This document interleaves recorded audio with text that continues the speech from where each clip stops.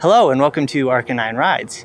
Today we're going to be looking at another new e-bike. This one is the newest entry-level e-bike from HeyBike. This one's called the Race.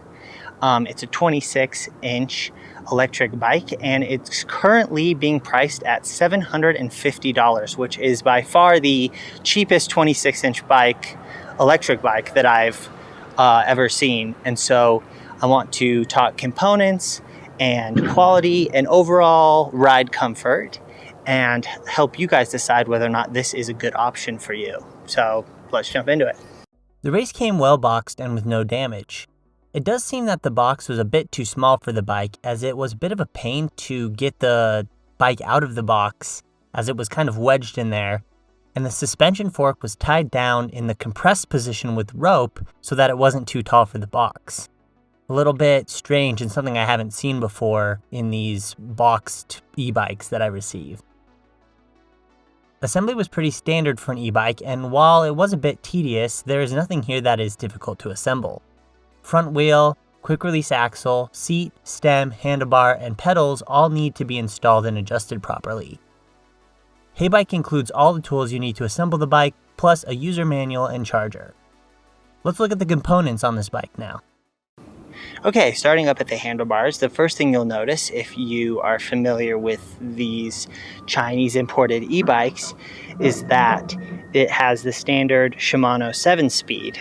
This has really been a consistent feature of most of the bikes that I've tried, and it's also consistently been good. I know Shimano makes good components, and so overall I've really liked this 7-speed. I think it's easy to use, it's intuitive for most people, it's easy to use on the fly, so this is definitely a plus. This is definitely a good thing to see on this bike. The other thing that I really like on this bike is the included grips. Now, a lot of times they include these faux leather grips as slide-on grips, and they move around a lot, and I immediately want them off, whereas these are locking. Looks like they have two clasps, and they don't move around at all, and I really like them. They feel really good on the hands. They have good palm support. So overall, these are grips that I'm going to keep on. Other than that, you have your really standard display with your buttons to control your ride modes here, to turn on the lights, to turn on and off the display, and then you have a horn button, which replaces the usual bell. So far, really satisfied with the handlebar area of the bike. Looking at the suspension now, it's actually pretty decent, this front fork. The travel's good, pretty standard. I think 90 millimeters is the standard travel for these forks. And it does have the lockout, which is nice, there we go, where it won't compress if you're climbing a hill or something and need it locked out and rigid. The seat and seat post and saddle of this bike is overall decent. You know, decent quality seat, and the post accommodates people around 6 foot, so about my height. I have it fully extended, and I need it fully extended all the way down to, you know, maybe 5'2", 5'4". So if you're anywhere in there, then you'd be able to ride this bike really comfortably. Otherwise, if you're taller than me, this bike will not fit you, and you need to go with something bigger or get your own seat post that is longer. And that is the nice part, is that you can change this out for your own seat and your own seat post if you'd like. Okay, let's look at this back wheel area because there's a few things to talk about. First is the motor, 350 watt motor. It feels a little, in my testing, it's felt a little underwhelming. Like it doesn't assist as much as other motors with similar power output. I think it does the job okay. It is a little underwhelming. The other thing that's a little underwhelming are the brakes. I have noticed that these brakes have been quite underwhelming, and I know they do need to. I've only been riding this for a couple days, and so they, you know, might need to break in a little more, but overall not super impressed with the brakes. The last thing is this kickstand, while solid, is actually too close to these pedals. So when I put my foot on here and pedal, it actually catches, my heel catches on the kickstand. So that is extremely annoying, and I think they could have done a better job placing this kickstand. I don't know, it seems such a weird spot to have it a literal 2 inches away from the pedals. Looking at this other side of the back wheel, we have our standard Shimano 7-speed cassette. As I mentioned before, everything good with this. I really have not had any issues with the whole Shimano system, the cassette, the derailleur, the chain. Everything overall has actually functioned really well. You have these screws to adjust a little bit if it's not performing correctly, but overall shifting has been smooth and I haven't had any issues with that. So that is one bright spot on all of these Chinese commuter bikes, is that the Shimano shifting system at least does a decent job. Looking at the frame of the bike, overall I really like the styling. It looks like it's a decently solid frame. I like the colors. Overall, it's a very classic design of bike. It's not like those cruiser style bikes. This is very quintessential commuter, get from point A to point B design of bike, and I think a lot of people will like that. You also see here that the battery pack is quite bulky and is just attached on the down tube.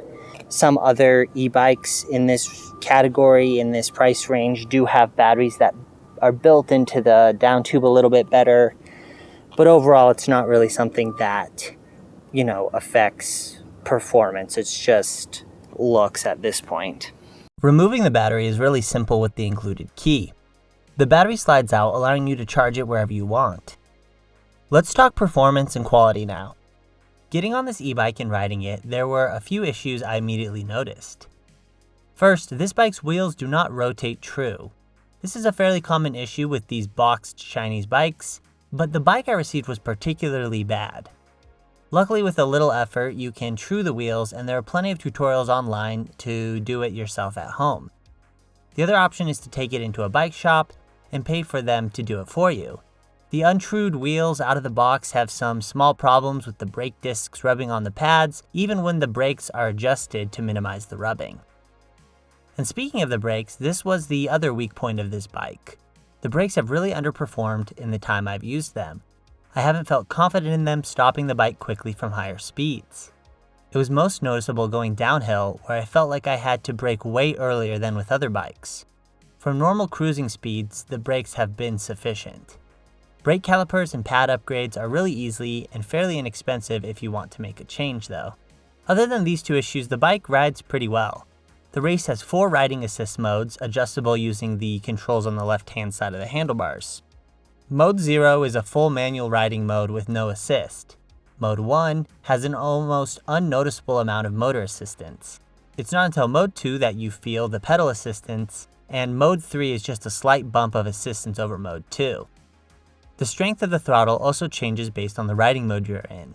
The throttle is disabled in Ride Mode 0, Ride Mode 1 gives you throttle-only speeds of about 10 miles an hour, Mode 2 up to 15 miles an hour, and Mode 3 up to 20 miles an hour. As I mentioned earlier, the hub motor feels a little weak, especially uphill. Riding the bike with just the throttle doesn't really feel great unless you're using it downhill. Otherwise, I found myself just using the pedal assist in Mode 3 all the time.